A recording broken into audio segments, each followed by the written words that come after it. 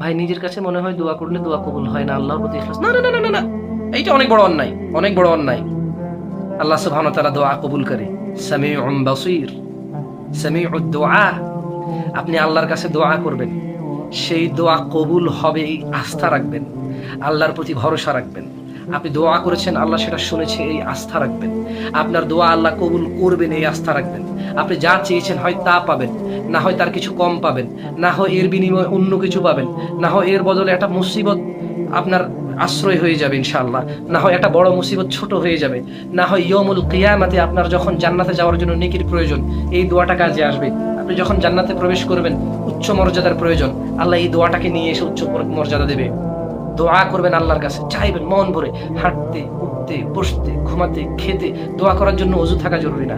শুধু টয়লেট অবস্থায় আল্লাহকে ডাকবেন না, এছাড়া সবসময় আল্লাহকে সবসময় ডাকবেন, সবসময় আল্লাহকে ডাকবেন ইযনিল্লাহি তাআলা।